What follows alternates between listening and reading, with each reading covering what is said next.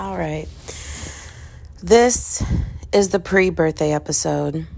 Brianna, what is a pre-birthday episode, you may ask? Girl, I don't know. But I'm turning 25. I got to do something. Little quarter life crisis moment.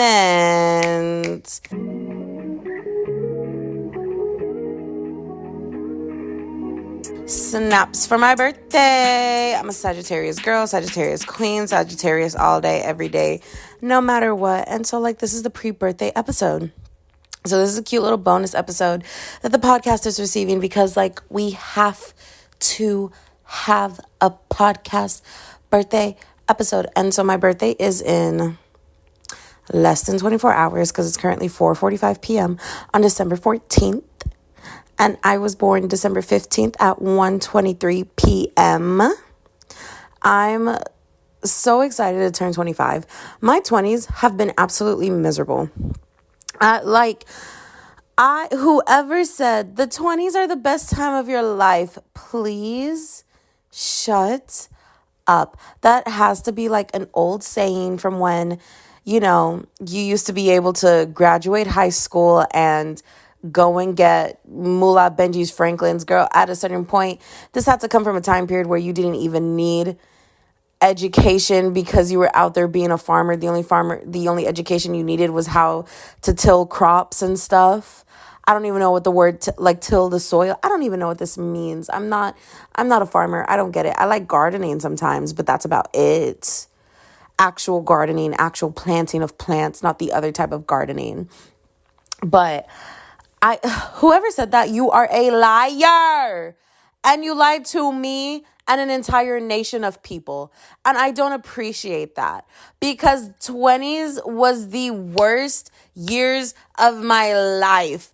I thought life was hard in high school, bro, because that's when I really had to admit to myself, yo, this is depression and I'm depressed and life is horrible and blah, blah, blah.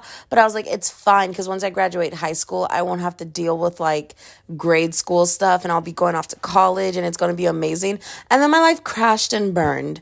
And every time I was like, okay, it can't be that bad. It can't be that bad. It all went from worse to worse, sir, the second I turned 20. In fact, it started a couple months before I turned 20. That, I never want to experience that again. Every time I'm like, oh my gosh, I'm at rock bottom, I'd be like, oh, rock bottom has a basement. Hey, rock bottom actually has underwater ground. Wait, hold on. What is it? Groundwater, the underground. She can't talk. She don't know what she's saying. I'm also off of Benny, aka a Benadryl, which I call a Benny because it sounds cooler that way. So I'm off of Benny right now because I was having a horrible allergic reaction to Connie because I was up giving Connie a bath, shaving her, trimming her, all the things until 3 a.m. because I've also been doing laundry and I'm trying to get all these house chores done before I turn 25 because I'm like, that's how I want to start my 25th year of life is by having everything clean and all my chores taken care of. Can't take care of that right now because life is lifing and so many things keep popping up. Mainly my mother being like, okay, now go do this, now go do this, now go do this. And I'm just like, girl, I'm tired. Oh, I'm so tired. So I can't even have a Benny coma because you know how Benadryl is like, oh, we'll stop an allergic reaction for you by making you fall into a coma. Can't even do that because it's just been so many chores that I just keep going through and going. Oh my God, English. Again, off the Benny. I'm off of whatever. I don't even want to sing. I'm so exhausted right now. I'm literally on a recliner recording this on my phone because I can't be bothered to pull out podcasting equipment right now. But I literally am just like, oh my gosh, how comes everything just keeps going wrong today? And it's not even... It truly is. It's been going wrong since yesterday. Everything is just taking so much longer than expected. And so good things have happened and bad things have happened. Good things that have happened, I went and spent $80 on books at Half Price Books. And so if Half Price Books ever sponsors me one day, I swear I would fall on my knees in the middle of a Walmart and sob tears of pure joy. Oh, Oh, the dream. The dream a girl can dream. So I was at Half Price Books and I spent $80 on books. Now, if you know anything about Half Price Books, is where you can go and buy used books. So spending $80 on books at a Half Price Books is crazy. I bought 4 books and 2 bookmarks, but it was so worth it, especially if you don't know, now you know. And I want to gatekeep this, but I also want to put people on because like this random angel in a Half Price Books put me on one day. You can find, so whenever you're walking around Half Price Books, if you're like me, when I first started going to Half Price Books, I would just go straight to the fantasy, romance, horror sections, like all the sections that I love, young adult, right? Searching. I used to stay away from the collectibles because I was like, I'm not spending $100 on these really old books because they are collectibles and they're very valuable and they're high value books. But they also look like the books that like your grandfather would have on his bookshelf. And you're like, oh, that's cool that you have this edition. I don't care though.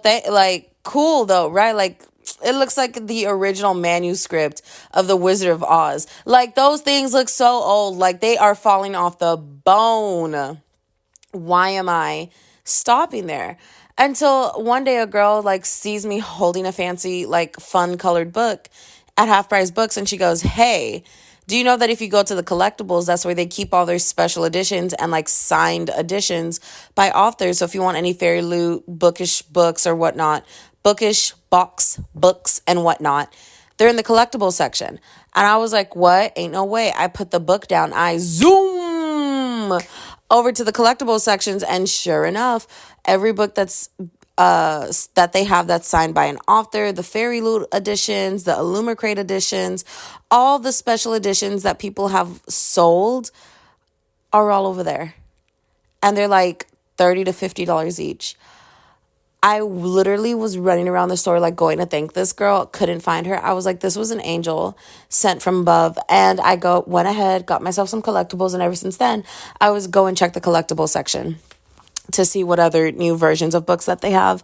And so I definitely got a book, and it was so funny because the tag had said $30, but when she rung it up, it said $50, and I literally went, It was just so funny.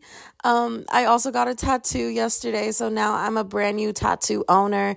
I have like 6 tattoos, but like this other tattoo, I'm like, oh, I'm a brand new tattoo owner. No, it's just like, I don't know. I love it. I got it on my arm. It's so cute. I got it in a position like right behind my arm near my armpit where it would be easy to put on a shirt and hide it, because I kind of like tattoos that are like that. Like I like being covered in tattoos, but I like being covered in cute little dainty tattoos that like you can always hide. And it's not like, this isn't a cute dainty tattoo, you know, like it's a pretty big chunky tattoo, but I love that it's just cherries. I'm so basic, but pretty basic if you will. But I love that it's easy to cover because of its position. I love it. Anyways, so that's been the pre-birthday festivities. Hopefully tomorrow for my birthday, I can go get some delicious hot pot, because I've been watching Miss Remy Ashton and all I want to do is eat Korean food. So we're going for hot pot and I'm so excited. It's called K-pot. And yeah, now I'm going to go ahead and go because I literally see someone walking up to the door and Connie's about to literally bark and scream her head off when they ring this doorbell. But hopefully I get to go out tonight. Ready? Watch. Told y'all. Anyways, y'all have a good night or morning or afternoon. But happy birthday to me. Happy birthday, Raven. I can't swim.